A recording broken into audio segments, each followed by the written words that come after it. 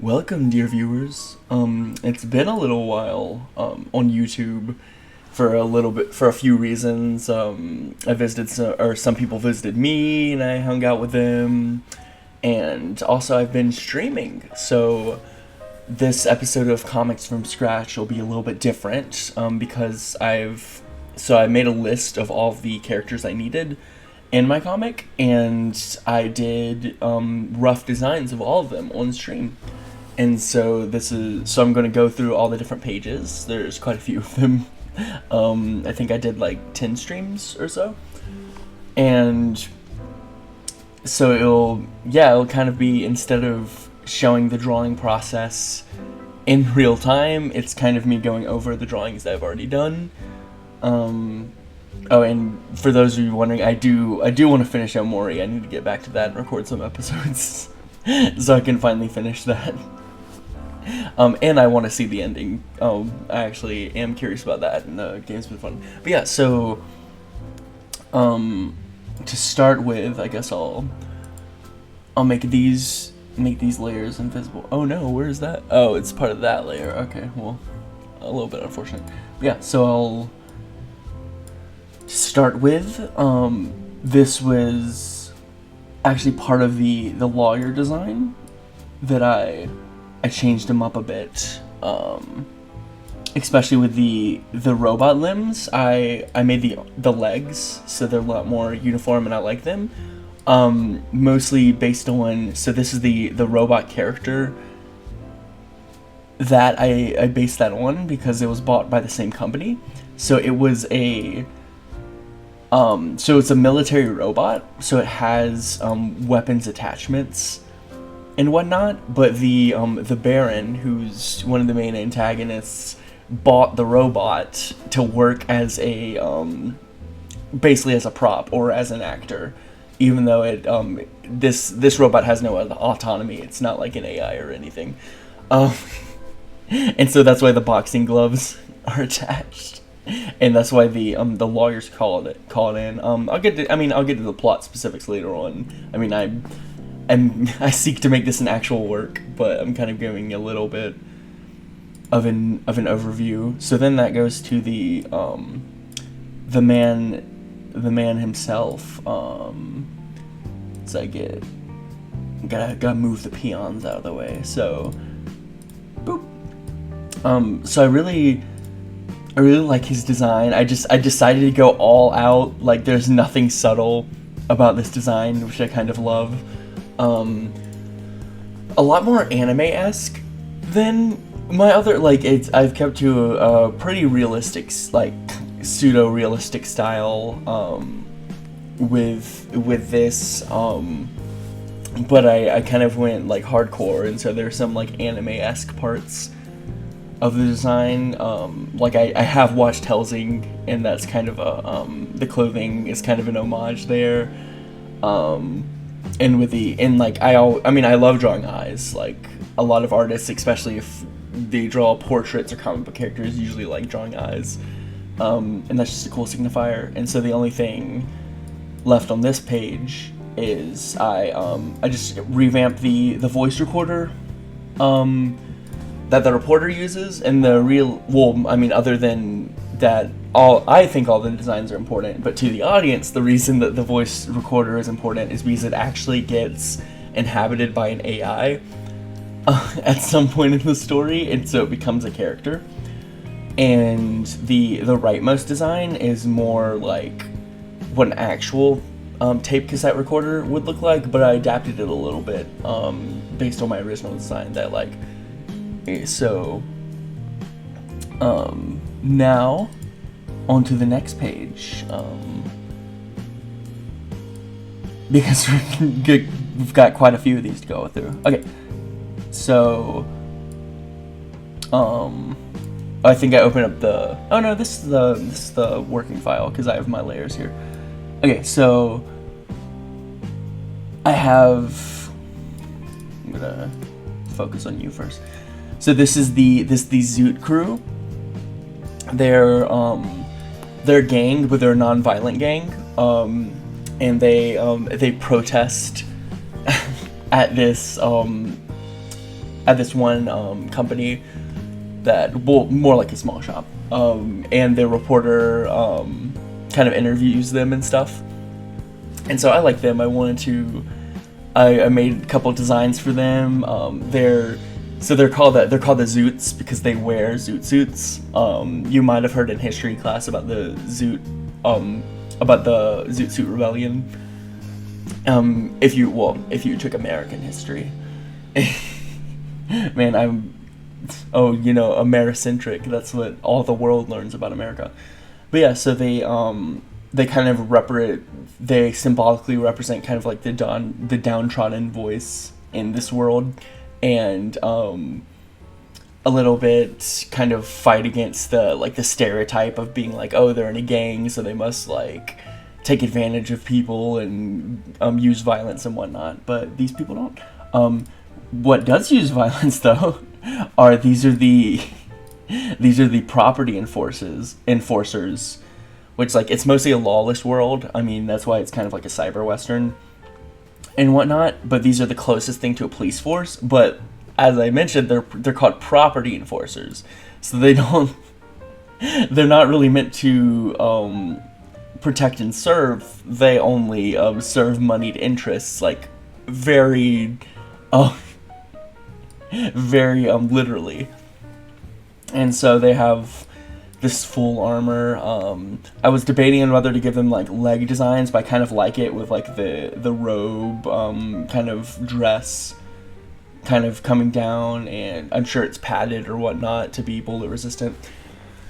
And I'm not great at drawing like guns and stuff. Like I could look up references and get something from here, but I basically make these like electric kind of pseudo ion guns in this comic, and so they're very blocky and use a lot of force, and that's kind of the design I'm going. I'll probably add a little bit more detail in the finalized designs. No, I don't want to open up a new one. Okay, so the third see, I don't super remember what order I did these in either. Oh yeah, I started putting them all in one layer later on to make it easier to save as images, but it does not make it easier to do like this kind of thing. So I'll move the farmers. Oh no, it's taking like the white. This will just be okay. This might be a little bit of experience. So. So this is an assassin. She's like really high profile.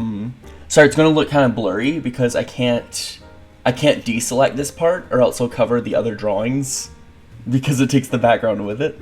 So I have to keep it selected in the lasso tool.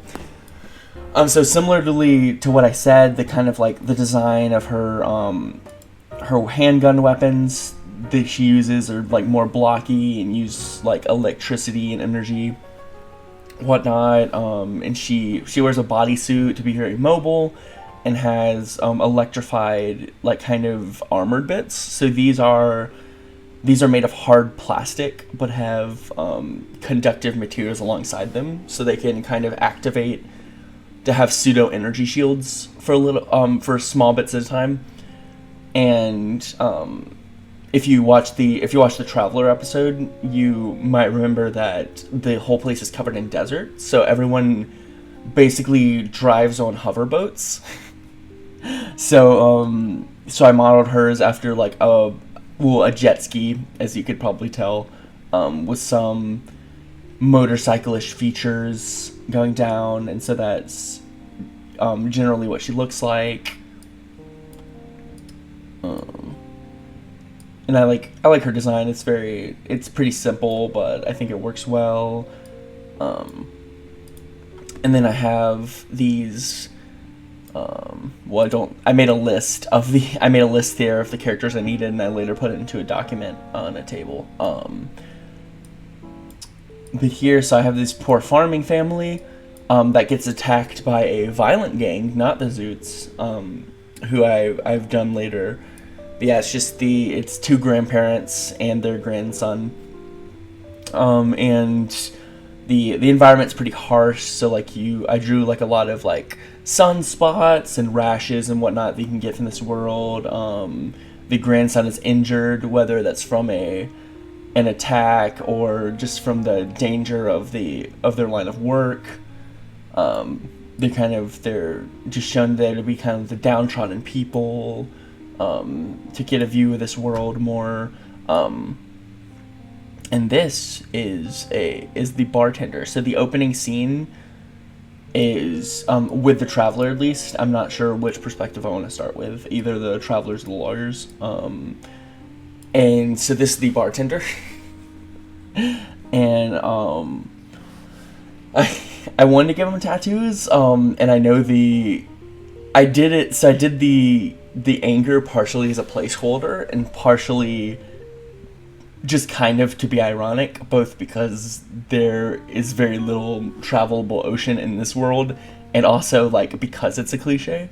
And then he's like a little basic sunflower or daisy on the other arm. But yeah, so kind of got this like barbershop sailor kind of look, and his bar's underground, so he can actually wear flip-flops and doesn't have to like cover up everything for fear of exposure.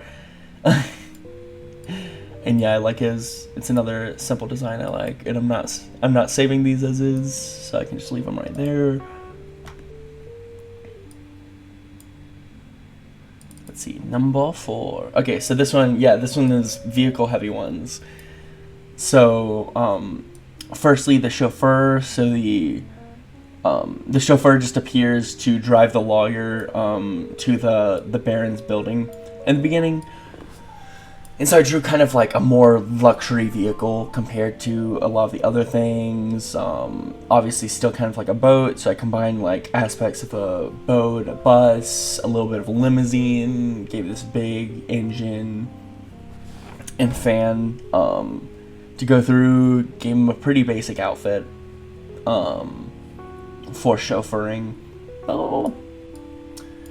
Let's see, and then so this one, so the original idea was basically that the train conductor would just be helpless. Like it'd be this oh no, I don't want to cut off part of that.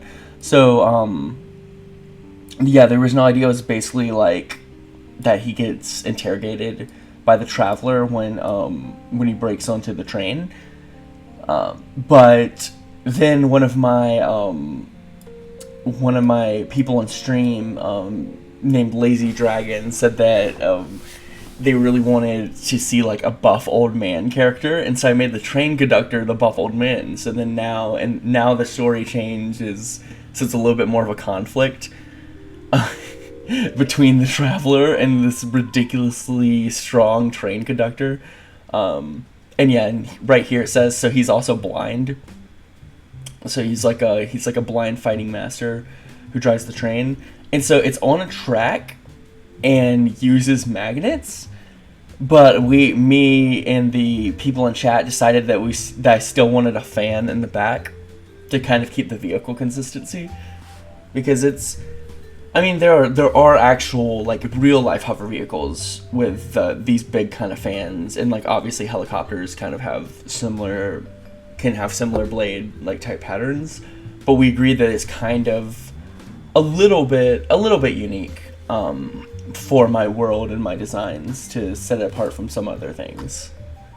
And so I kept that in, and I do like this train design. It's pretty simple, but just I like it, I drew something and I enjoy it. Nothing wrong with that.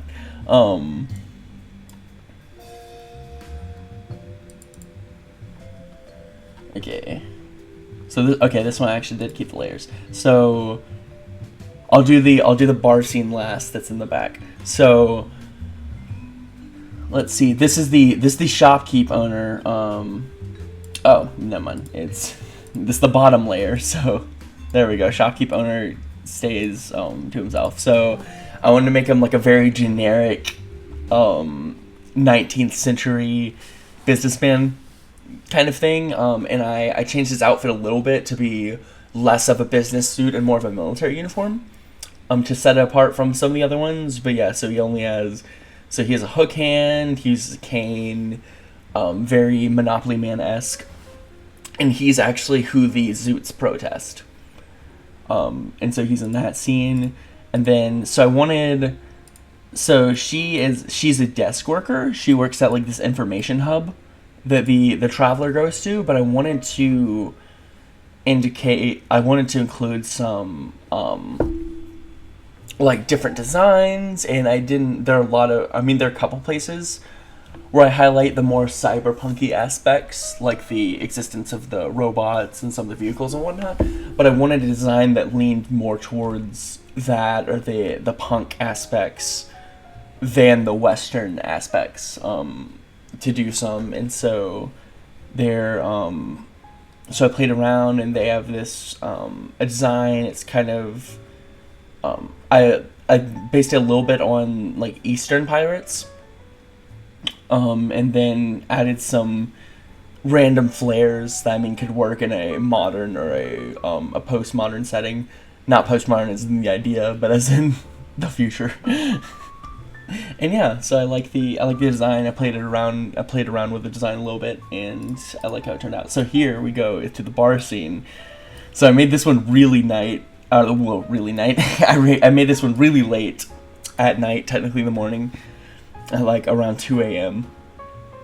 And so I had a certain amount of bar patrons, and yeah, that's the bartender that I drew earlier with the mustache and whatnot, and the basic layout of the bar, and it's underground, so you actually go in through a pothole right here.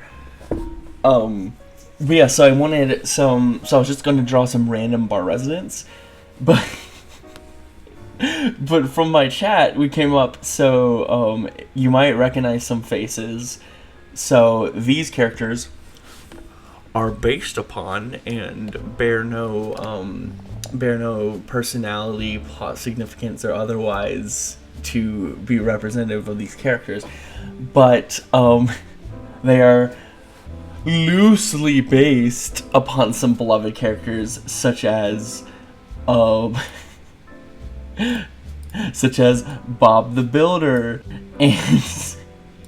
and Handy Manny and Steve from Blue's Clues.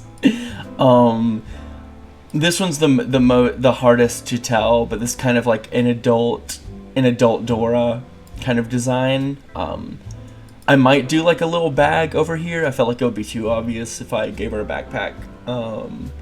But most people could tell that this was Steve from Blue's Clues, and they're not super subtle.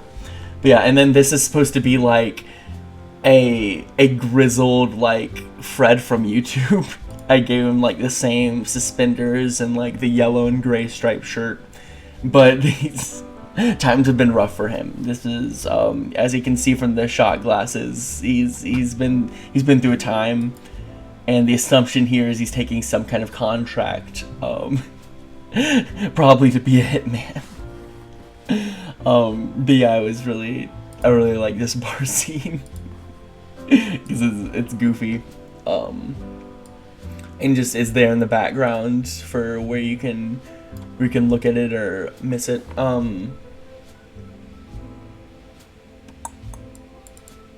Those names are different. Okay, so now the farmers I mentioned, so they're attacked by this biker gang that the Traveler has to fight off. So this is the leader, and this little symbol is kind of their mark. So they usually have it on their body, like she has it tattooed on her arm. And so this is the leader of the gang. And a lot of the members of the gang have missing body parts. So she's missing an arm, and has this kind of simplified robot arm. And so instead of it being like a prosthetic arm, like a robotic prosthetic arm, it's just a weapon basically. So the central part connects to the shoulder socket and can rotate almost 360 degrees in both of these directions. And this little part is supposed to indicate that it kind of launches a chain that's coiled around this part. And so either mounted on her vehicle or on the ground, she can like wave the chain around and like flip it around and launch it at people. And she also has a blaster that she keeps on her. And so when she's knocked out of the vehicle, then she can like use the blaster along with the whip. But then usually on the vehicle, she like twirls the whip, the chain whip, and attacks with it. She, pretty brutal, kind of futuristic biker gang type stuff. So this is the sniper. I think she was born. I think she was born without legs. I mean, I didn't go super hard on these backstories because this is a very like scene by scene story. While my other work that's super in depth, it like goes crazy into the history and the world and everything. So the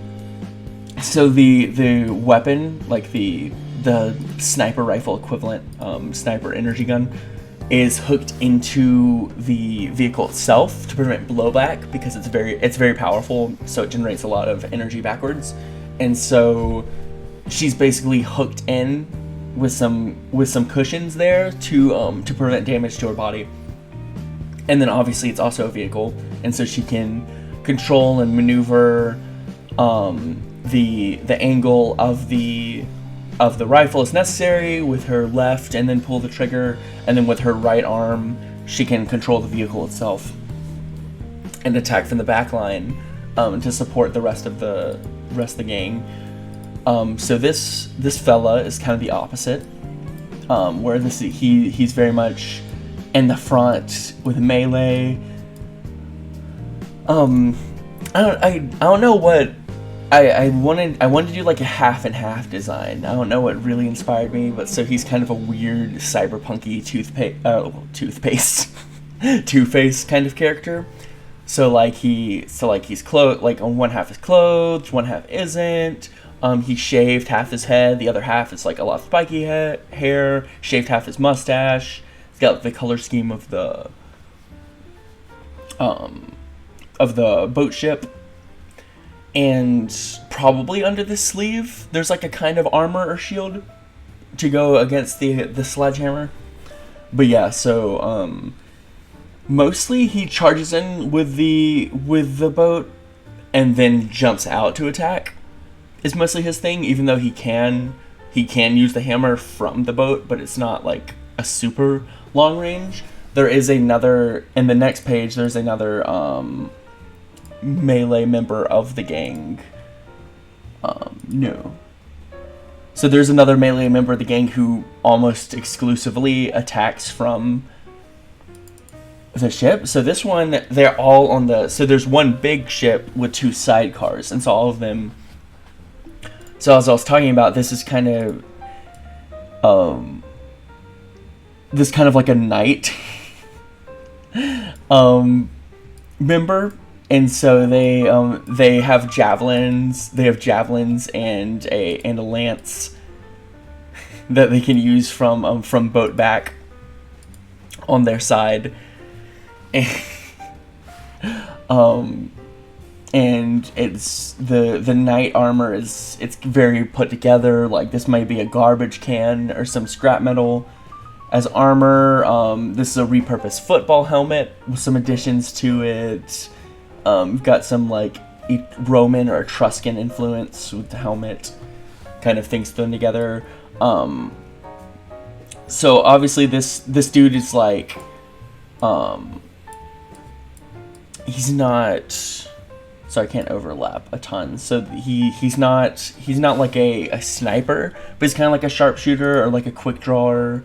He keeps the multiple energy pistols on himself, and he can fire from the sidecar or from a standing position. But he's kind of scrawny, kind of old, so he doesn't do much in melee there. And then you don't really see her face, but she's just the driver, so she's really good at maneuvering, and obviously has the big boat, and so technically the most responsibility in combat. with how things go, and kind of the offense of the entire gang is built around her and the 3-person boat for obvious reasons. And yeah, so that's the so there's a big action. There are a couple of big action scenes, and one of them is between the entire biker gang and the Traveler, which should be very fun. I have several bits of choreography that I'm excited to panel. Okay, so the name of the comic, or I guess the working name, I'm pretty sure it's the one that I want to keep, but I could technically change it, is Anthem of the End. So the central conceit is that you know the world is going to end by the end of the comic, or the end of the comic signifies the end of the world. And so instead of like a nuclear explosion or whatever, there's just this giant monster horse, kind of like, I like the aesthetic of like the Horsemen of the Apocalypse, but then it's just like a giant, like, Death's Pale horse, monster horse, whose hair kind of defies gravity and melds in with the clouds. And so for reference, this is the Baron's like skyscraper obelisk or whatnot, where he does business and he lives, and it's just crazy and ostentatious. So yeah, I was looking up cloud distributions and whatnot, because I'm a nerd, and like I could have drawn whatever, and y'all would be like, okay, especially since this isn't necessarily Earth. But yeah, I did it. So the obelisk peaks about like it's about 7,000 feet tall, which is crazy. It's over 3 times the size of our current tallest building on the planet. But this is cyber western future, so I can do that. And it peaks above all of these clouds, and there's a tiny little like staging area where the main characters end up. And so this tiny little blip is kind of where the elevator is supposed to be, or where the lift is supposed to be there. But the monster horse just absolutely dwarfs that. This thing is huge, and somehow brings on the end of the world, because I wanted to add, there are a couple things in the series that adds a little bit more of a mystical quality than a sci-fi quality. So I like to do a little bit of a mix in my work, even though at some point I would love to do like a hard science sci-fi, but I have to brush up a little bit more on my physics and whatnot. I'm more of a biochemistry person. Okay, so then we have the Mutants, which I really enjoy. So these are fun. So this is kind of the elder of the Mutants. So so basically there was some like pre-apocalyptic scenario that's a little bit vague. And there's this desert wasteland, but the humans think, or like everyone in the series thinks, that's the only way that's inhabitable. So it's basically like you either live in a desert wasteland or you die, because beyond that it's like this irradiated waste. But in actuality, nature's kind of come back, and so they're like these more sentient. They either kind of like hyper evolved that way because of all the mutagens and whatnot, or they like took parts of humanity. It's kind of left vague, but there's basically a utopian mutant society, and this is the elder of it, and the reporter finds them with the help of the AI. So yeah, this is the elder, and here's some. So I came up with a bunch of them because it's like a whole society. And so they kind of like flit around the background in the panels. And I won a couple really big ones. So the Mushroom Man is one of the really big ones that pops out. And like, this is not even to scale. Like, the Turtle Man would be way smaller, but I wanted to show the detail on the Turtle Man. And other than the Elder, they don't really have that much like plot significance. I mean, a lot of these characters don't. It's a pretty short story. But they're kind of in the background. So this Mushroom Man, I cannot take all the credit for, because my friend Al gave me the basis for this design and then I kind of adapted it to my own style. Uh, and he sent it to my Discord, and I very much enjoyed it and adapted it. So then in my final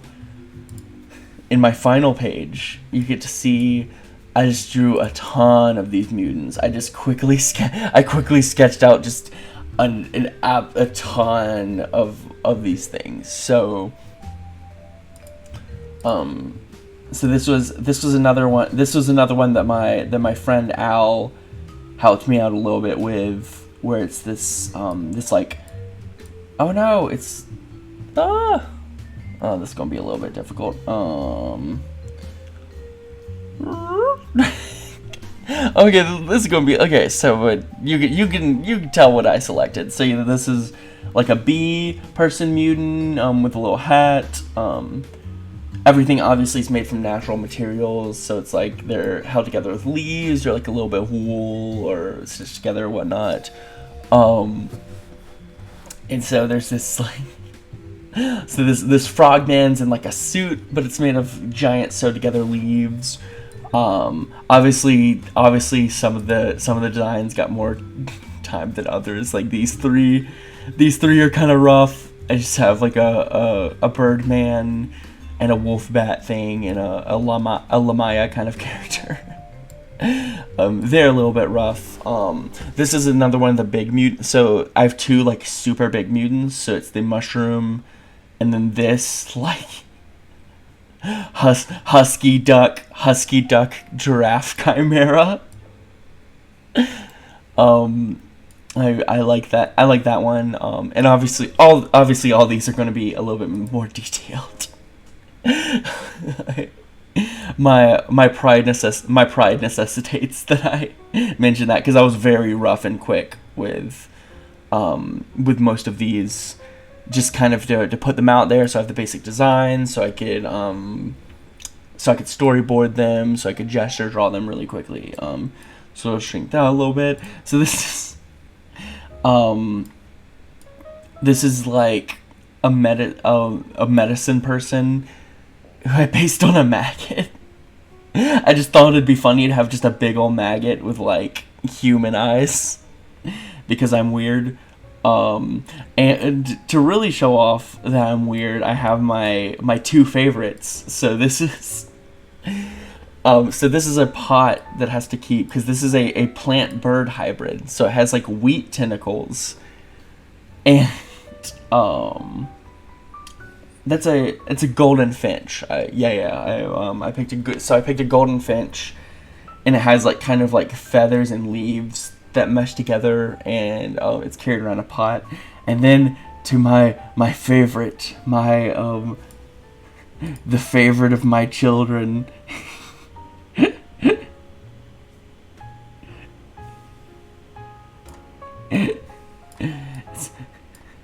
giant gorilla head with buff limbs. But I need to give him more. Okay, frogman, move aside. Either I do like your design. Medicine maggot woman, you're a maggot. You can be tiny. Same with Spider Mom.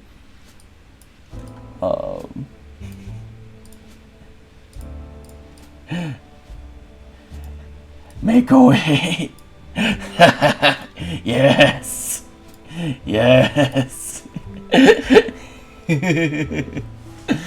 Oh my gosh, I love him. Some of my friends who are on stream with me were like, "Oh wow, you're really going hard in that gorilla face." And I start drawing the arms and legs, and they're like, "What are you doing?" But yeah, so I have a lot of background characters, and I'm working on some of the more final designs. I'm thinking that I'll do the finalized line work, to where I'll do like as close to the final designs as I feel comfortable with, or I like, without the colors specifically for the 4 main characters. to get them in there, and then I'll probably start the storyboarding.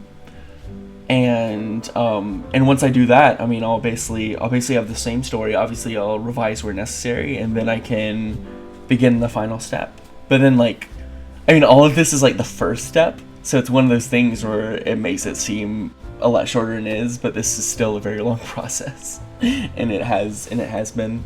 But yeah, I hope you enjoyed my different characters, and you can go to my links in the description or on my channel, which includes my Twitch channel, and my Discord, where you can join and figure out when I'm streaming and stuff. If you want to catch this live, if you want to talk, maybe give me some.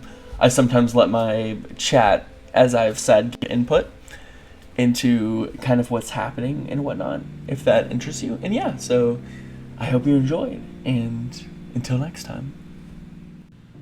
Thank you to my patron, the Abyss Acolyte, DRVONKITTY.